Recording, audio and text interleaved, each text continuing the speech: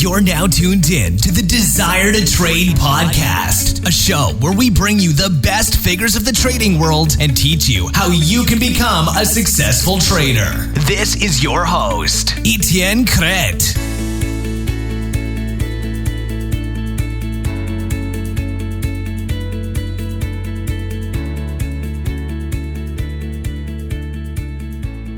Etienne Crete here, Forex trader and founder of Desire to Trade. Welcome to episode 92 of the Desire to Trade podcast. Before we start, let me introduce today's episode sponsor. FX Street is the leading independent portal dedicated to the Forex market. It offers objective and high quality content, as well as education to traders and institutions worldwide since the year 2000. It's pretty much my go-to option whenever I want to find analysis, live currency news, or whenever I want to find a guest for the podcast, someone who's dedicated and who's hardworking.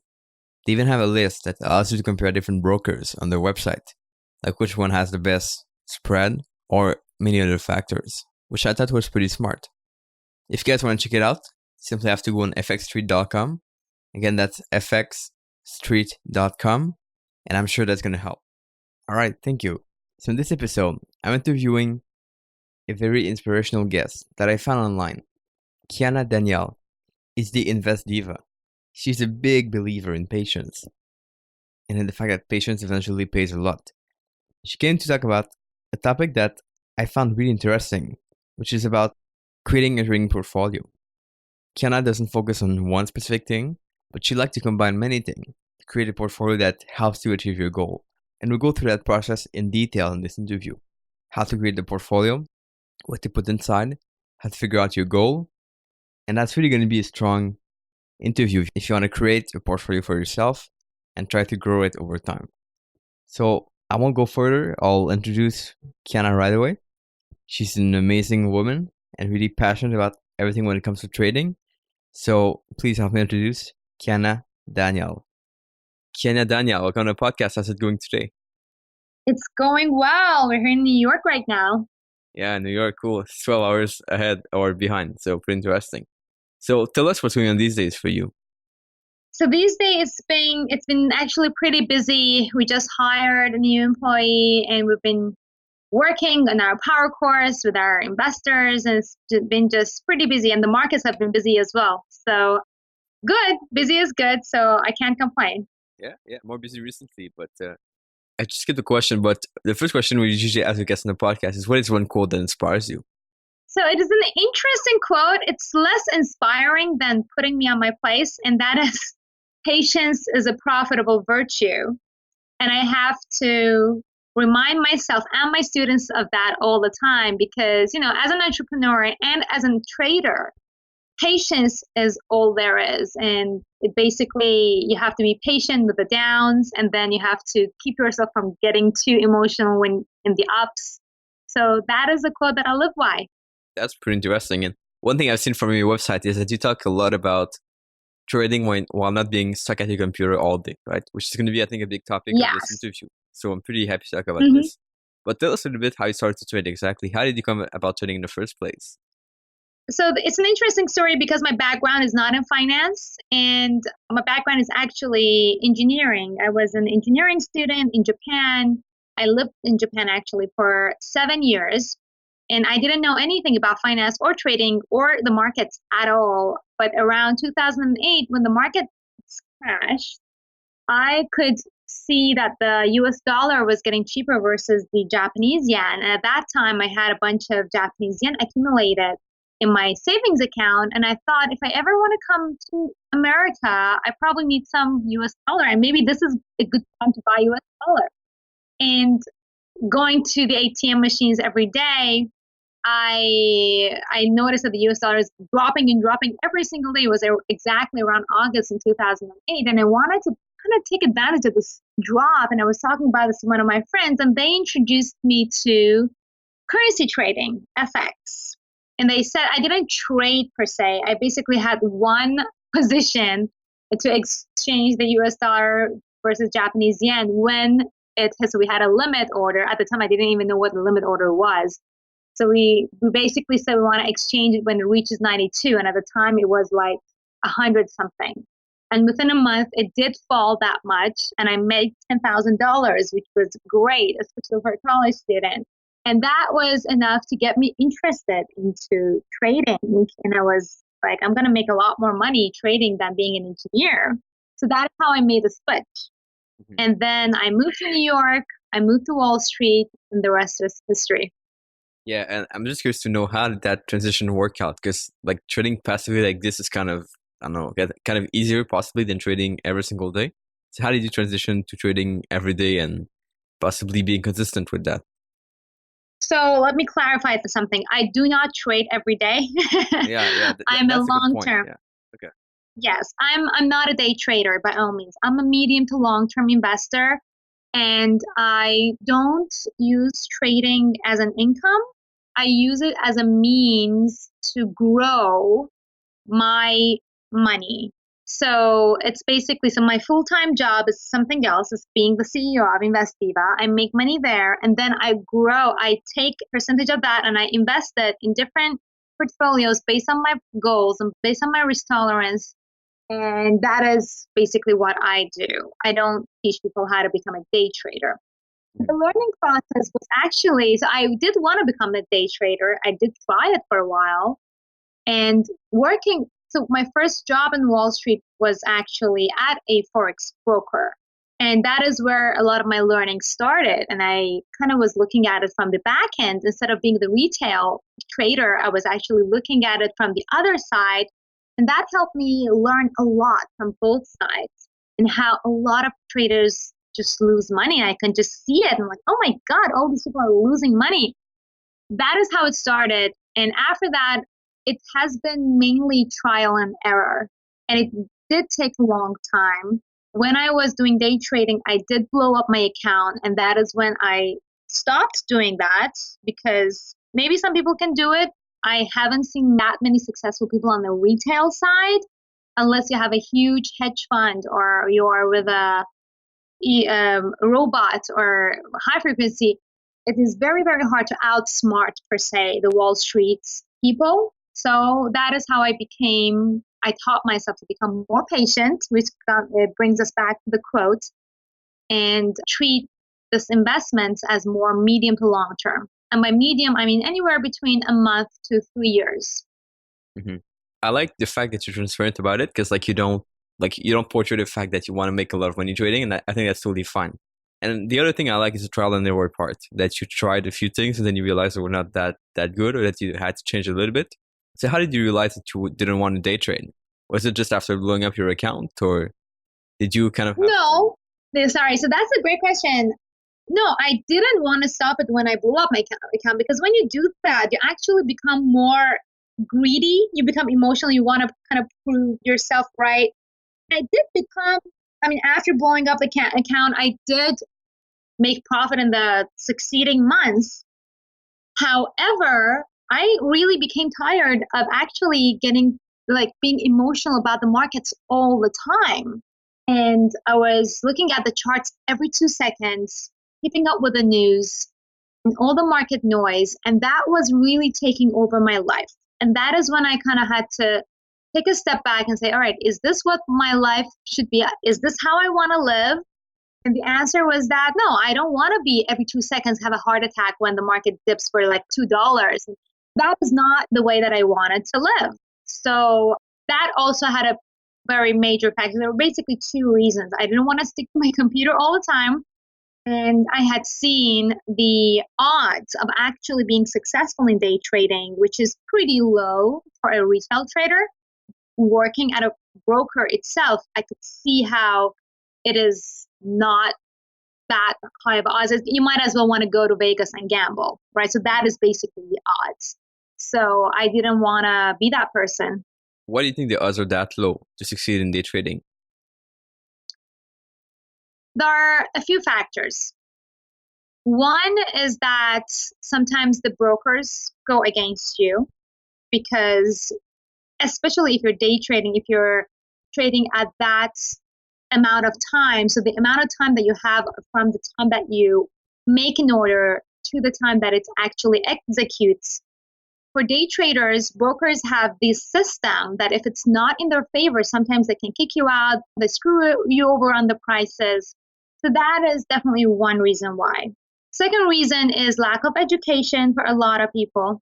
And third is emotions, because no matter how educated you are in everything, let's say you know everything about fundamentals and technicals, you know everything, but still controlling those emotions when you win and you become excited and you think that you're a genius, and then in the next trade you don't take as cautious of a step, so that is when you make a losing trade. Or the emotions when you lose and you're all upset and you just want to make up for your loss and you make another stupid decision.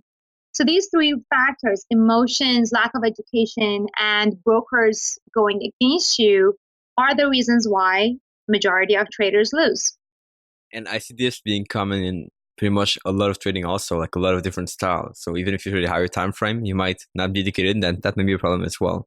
So how did Absolutely. what did you put in place for you to become to go from, let's say, struggling in day trading to becoming successful in long-term trading or medium-term trading? So now I have a system in place. I basically have developed portfolio. So I obviously became educated. So I studied more and more in finance. I took some degrees. I took a financial planning certificate. So all these things that helped me understand myself better, my portfolio better, and well, investing in general better. But with that, now I have this system that for myself, and I have a system for my students. And that how that works is that first and foremost, you want to know what your risk tolerance is, what your financial goals are, and then set up a portfolio, and do the technical analysis, and then just let the markets move. So I don't check my account every 2 seconds. So let's say I have a goal to make, let's say, $5,000 by the end of the year. All right. So, and I'm pretty aggressive in terms of risk because of my financial situation. And by aggressive, I'm not talking about my willingness to take risk. I'm talking about my ability to take risk. So if I lose $5,000, it is not the end of the world for me. For some people, it is. It's their mortgage, it's their food. So that is how we evaluate your risk tolerance. And so because I have a higher risk tolerance, let's say I set up a portfolio that is 60% tech stocks and 20% Forex and 20% other equities. And based on the market information that I have, this account could be generating around 12%, let's say, per quarter. And that will take me to my $5,000 by the end of the year. Sometimes I reach it, sometimes I don't. So, of course, we cannot really time it that perfectly. But it really comes down, in my opinion, to your risk tolerance and the goal that you want to reach and the timing that you want to reach. So if you want, for example, $100,000 in 10 years, that is going to be a different kind of portfolio that you want to put together. Mm-hmm. And I think when it comes down to this risk tolerance, I think most people kind of overestimate it a little bit. Like they see that they could make more money if they risk more, so they might be willing to put more money down. Is this something you've seen a lot, or how do you truly find out what the risk tolerance is? So for that is what we actually go through in our power course.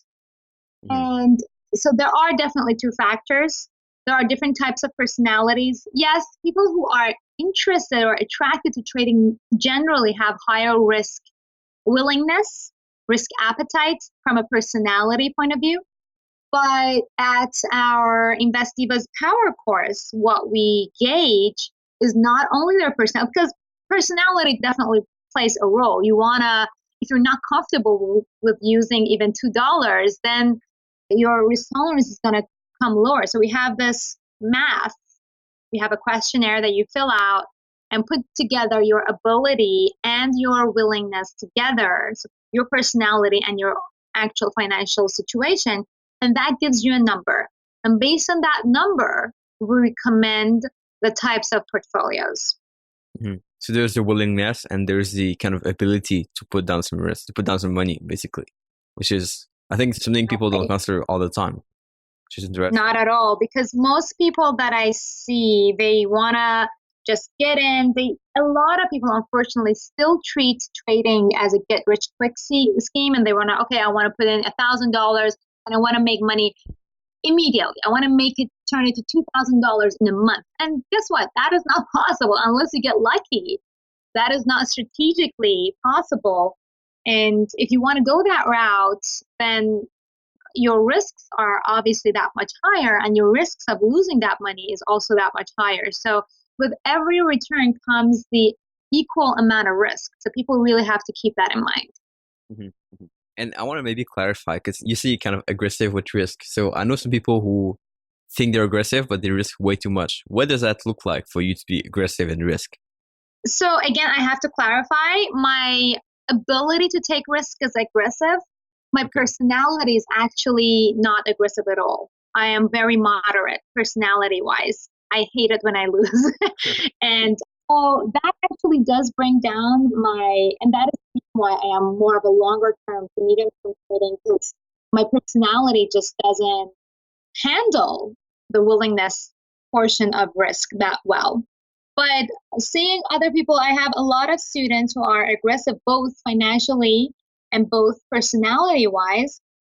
And I mean, they are having fun with it. So actually, like for those people, I really see at the end of the day, they love that ups and downs and the thrill, and they don't mind it if they lose a little bit. So they go in big and they take higher risk, which is fine. You really have to find out where you stand with your financials. And but then I have on the other side that people are very aggressive personality wise, but their financials are not put together, and they really can't afford risking that much, even though they want to. And that is what really upsets me. And I try to educate them, and it's hard to educate those people because their personality is just aggressive. So that is why I again go back to them and like, be patient. Patience is a profitable virtue. Patience, patience, patience. So. And how do you actually manage your money when you trade? Do you have like a certain amount of risk that you're then going to risk per trade based on your profile of risk? How does that look like? One thing that people are surprised to hear is that I don't use stop losses. Mm-hmm. So my risk factor is time and the types of securities that I trade. So that, for example, Forex is the highest risk security that you can trade. Certain stocks are higher risk. Tech stocks are higher risk than, let's say, a very well established old American company like UTC. Bonds are less risky. Options are higher risk. So these all have kind of a risk factor attached to them. And with stocks, you can also see the risk factor, their beta and their that you can check actually on Yahoo Finance or any other website. So that is how you develop your portfolio. If your risk tolerance is, let's say, the number is 60, then you're moderately aggressive and you can have a diversified portfolio of a bunch of stuff that kind of brings you down to that number. Mm-hmm. I know then that's going to be kind of a broad question, but how do you decide that it's time to enter a trade then? Is it like basically? Right, so that definitely is. Yeah, so for every person, it can be different. Personally, you want to trade what you know if you are trading on your own. So for our Investiva group, I recommend what to trade, but that is, again, what I know. So I do know about tech stocks a little bit more because of my engineering background. So I understand it a little bit better, and I also have help in that area. But then for diversification, again, if there is a company, and again, I'm only talking about stocks at the moment, if there's a company that I like a lot, and then I'll look into it. I'll just pick it that way. Because, of course, there are thousands and thousands of stocks. It's impossible to just know about every one of them. But about other securities, let's say Forex, where it's basically my first love, well, there are only 7 major currencies to trade anyway. And for that, I have a different approach. I approach it from a technical point of view first. So with my account, every morning, I just open it up and I take a look at the markets, and I have my, indicators and everything in place. And if I see something that is cool, that has potential, then I do further, deeper analysis on it. So because there are only 7 major currencies, I just skim through them in the morning. And if there is something that catches my eye, I'll just dive deeper into it. And are you always looking for a fundamental bias to enter a trade or skip a trade? So that's the thing with Forex. fundamentals really don't have that much of an impact, in my opinion, anymore, because there's so much information. But I do take a look at it anyway. So I'm more heavily biased on technicals when it comes to Forex, but with stocks, I'm more heavily biased on the fundamentals. I use the technicals when it comes to stocks simply to set up my exit and entry levels. That's interesting, and I think I have to agree on this. For Forex, I pretty much only use technicals, which is interesting to hear as well. But I know so many like beginners or even traders who spend so much time thinking of fundamentals, which is funny, but yeah, I guess it's a different style. Right, yeah, because there's a lot of noise about it. So everybody's talking about the fundamentals because it's easier, right? Like you hear, oh, the rates are going up. So everybody gets excited about it, and then you get lost in translation because there are so many buyers and sellers, and of course then you get screwed over by the brokers because everybody's trading, especially day trading, the speculations. I really think it's stupid, but some people thrill over it. Yeah, interesting. And what do you think are some of the habits that help you succeed in trading? Habits, yeah, patience, and discipline. I know it's cliche, everybody says that. So actually, I think my best habit is that I don't follow the market all the time. So I try not to look at the market every 2 seconds, because if I do, again, as I said, because of my experience, I know that I had to develop this habit because I would like wake up in the middle of the night, especially with Forex, and I was thinking about, oh my God, what happened? So it was really affecting me. So I had to train myself and develop this habit of not checking the markets all the time. And that has definitely helped my portfolio. Yeah, and I totally agree on this. For me, it's been the same thing. And what does that look like? Is it like looking at it once a day or maybe twice a day or whenever you have an alert? Right. So now, right. Well, because of my job, so my students ask me questions all the time. Mm-hmm. And so that makes it a little bit more difficult not to look at it. But even then, I don't look at my portfolio when I want to answer questions to my students. I look at some other charts that doesn't have my position on it, so I can detach myself from the emotions. But from my own portfolio, well, honestly, I just look at it once a week because I am, as I said, I do it once a week, Monday or Tuesday. And if there is something crazy, massive coming up, like, French elections or Brexit or Trump or something that I know that is going to move the market. Like, for example, before the French elections, I looked at the charts. I loosened up my stop losses for the ones that I had just because I knew the market is going to get crazy. But in ordinary weeks, just once a week. Mm-hmm. And what is that review process? That review process look like every week? Is it you go through all, let's say, the currency pairs and the stocks through a scanner, and then you look at what you want to trade, or? So right now is actually let's actually take a step back. For developing the portfolio, I do that once a month if I want to add something, if I want to take profit, and that has to do with my goals. So for example, if I want to make this example a lot because we just bought a house, and for that I had a goal that I wanted to reach for the down payment of the house. So I developed this portfolio that helped me with that down payment. So I wanted to monitor it and exits, and I had profit orders already in place, but some of them were not reaching in a timely manner, so I had to readjust them. Then if I want to add something, that I normally, as I said, I do it once a month if I want to add something, if I want to take profit in something. But just monitoring the markets, I just go through my account, I take a look at my realized and unrealized and negative, I scan my portfolio, and that's it. And if I think that, okay, I'm good, I just want to take out, or I look at, for example, a specific stock that is just not doing very well, I take a deeper look, I do more research, and that is how I decide if I want to stay in that stock or not, or maybe I'll just close it. So from the way you're saying, it looks like you don't have any like set target of price where you get out at the beginning, no? Or do you? I do. No, I absolutely do. So that's what I do at the beginning. So my major analysis that I do once a month when I want to add something to my portfolio, I already have the profit limit, everything in order. So normally I've already in profit when I'm not monitoring, So the profit orders, they just go through on their own. And once a week when I check, I'm like, oh, okay, I made this much money today. Like last week, I didn't even realize it because I wasn't monitoring, but my limit orders were already in place. Mm-hmm. And I also have buy limit orders because when I do my analysis, I do it thoroughly. So I say I want to buy at this level and that level and that level if the markets go down. And then I want to sell at this and this and this level. And I don't do everything all together. I do partial buy and sells. So most of the times the limit orders execute when I'm not looking. Mm-hmm. So partial buy and sales mean that you're going to enter kind of progressively, or you're going to exit progressively as well? Yep. Okay, so both of them basically.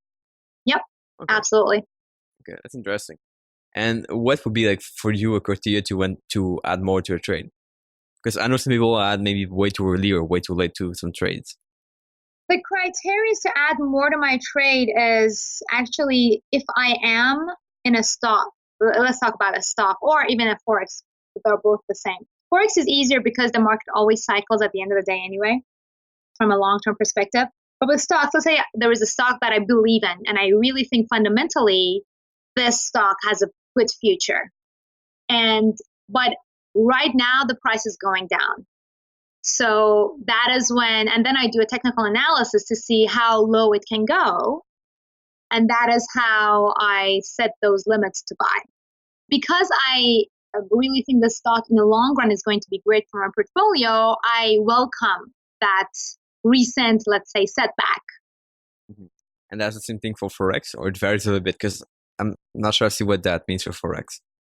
Yeah, absolutely for Forex too. So for example, I have a good example right now, euro dollar. I was short euro dollar. And guess what? Euro dollar jumped after for French elections. Mm-hmm. So this could be a little bit riskier because if I don't add on to my position as it goes up, I may not reach my bearish target. So my plan right now is to exactly add on and buy more of euro dollar as it is going up. I have limit orders if it reaches a certain resistance to sell, add on to my bearish position. That brings up my net short higher. So then I can exit at a higher price because now it looks like euro dollar might have changed in the sentiment. So if I can bring my net short higher up, then I can take profit higher. You understand what I'm saying? Mm-hmm. Yeah, so you benefit from the move whether they go up or down, which is interesting. Yeah. Good perspective. Interesting. Mm-hmm. Now, I know we've talked a lot about patience and about discipline, but what do you think are some of the mistakes that your students make the most? The mistake that students make the most is, well, everybody is different, but so the mistake that they make the most is that they want to trade everything. Is not really adjusting. So we're talking about the students that get my trading signals. And I send out the signals and I say, okay, you can add this and this and that. And these are your different levels for risk tolerance. But what they forget about is that they shouldn't try and trade every single signal because they are in a different financial position than I am. And that is what I try to get in and really educate them. Like perhaps, well, I have 100 security portfolio. You might need only like a 10 security portfolio at this time. You want to diversify it. So trading too much is the biggest mistake. Mm-hmm, mm-hmm. So it's kind of defining what trade's going to be the best for you and work for you the most, right? Exactly. It is not a one size fit all. Mm-hmm. That is the biggest point. And I think a lot of people, like you said in the beginning, see trading as being a get rich quick kind of scheme. And this idea of having many trades means you could make more money, but it doesn't always work that way. So it's interesting. Yep. Yeah. Any other advice you would like to give for people in general who want to get started in trading or maybe get more involved in trading? Get educated before you get in. Know your financial situation, know your risk tolerance, and then act accordingly. Don't just follow somebody because you think they're great, because the things that they're doing might be working for them, but it might not necessarily work for you. Mm-hmm. And what did getting educated look like for you? Was it reading books or going to maybe seminars or taking courses online? What did that look like? Well, definitely come to investiva.com and take our power course. So that is why I put together this power course, really, to begin with. So that's the thing. People take courses, people do read books, they do all these stuff, but then at the end of the day, they don't take action. And I did see that because I do have books out. But then people who bought my book come to me like, oh, hey, I lost money. I'm like, well, because you didn't really apply the way I told you. So that's why I put together the Power course, which is more applicable, that people can really get down and dirty. Because the problem right now with everything being so easy, you can trade on your phone. You can bank on your phone. Everything is made very easy. So people forget about really the details that are really necessary. So with this Power course, I try to get into really apply a lot of financial planning steps to individuals so that they understand how they're doing. If they sit down and do the math, it helps them become more aware of their situation, and it helps them with developing their portfolio. So I basically help people to become their own financial planner and their own money manager, because I really do believe nobody can take care of your money better than you do, but you have to be educated about that. I think I like this style because so many people are going to say, well, do this, and go trade. While you're kind of saying that you have to kind of put together a framework for your whole life and your whole financial situation, which is very different, I think, from most people. Yeah, no, absolutely. I mean, you have to take action and you have to be in the know yourself. You can't just blindly follow someone and hope that it will turn into gold, because nothing works that way in life to begin with, let alone trading. Love that. So how can people find you if they want to reach out or connect or check out your course that you have? Well, I'm very easily found on investdiva.com. And that course, we actually have a free workshop for people to really get an understanding of financial planning. So you can just go ahead to investdiva.com, go to the education tab, or sign up for our free signals, and we will basically walk you through. Or you can also chat with our customer happiness people. But just go to investdiva.com, and it's pretty straightforward. You'll see the free webinars and everything, and we'll get you started there. And I guess, we'll put the link in the show notes as well. And I guess you're on social media as well, right? Yeah, find me on Twitter, find me on Instagram. I share very funny, stupid photos of me. It has nothing to do with trading on Instagram, but That's what that's what's more personal. Yeah, it's good. Yeah, very personal. A little bit too personal. And what kind of goal do you have for the future, Kiana? What kind of goal I have for the future? Well, personally, we're starting a family, so my goal is to get pregnant. That's my personal goal. But, well, from business side, of course, I want to help. Again, it sounds cliche, but the goal for this year is to help 2,000 people with our Power course. So let's see if by the end of the year we'll reach that goal. Mm-hmm. And what's your main motivation for all this? My main motivation is that, well, I do care about investors, because I do understand how important money is. And I believe money is a good thing when it's in the right hand. So I care about people who want to make money, but they're misinformed. And that is the motivation. So it's really rewarding when students come back to me and say that I helped them buy a house, that I helped them reach their financial goals. That really is the best part of what I do. And that is why I work so hard and make sure that the services that I provide end up in good results. Because at the end of the day, for me, is the emotional rewards that I take. Yeah, totally right. And I totally agree with this for sure. And Kenna, we have a question we ask the guests at the end of every podcast. If you could give only one sentence of advice for traders, what would that one sentence of advice be? Oh, can it be the quote at the beginning? All right, let's come up with something else. Hold on. All right, here it is. I just made it up, actually. Know yourself, know your financial situation, know your goals, and know your portfolio. That's pretty strong. Basically, be in the know, yes, before getting into trading. Love it, love it. Kiana Danial, thanks so much for being on the podcast. It's been a pleasure to have you here. Thank you so much for having me. Have a great one. So that was it for my interview with Kiana. I hope you guys liked it. I hope you took some lessons from it, especially with patience. And I think you guys are going to apply. If you guys want to see what Kiana is up to, make sure to check out her website and everything she's doing. All the links are going to be in the show notes over at desiretotrade.com. If you guys want to see what I'm doing on a daily basis here traveling, I'm currently in Malaysia, in Kuala Lumpur. I'm about to leave for Bali, which is going to be interesting, of course. Make sure to check out the videos I do on a daily basis about trading or different topics over at desirettotrade.com/video. That's desirettotrade.com/video.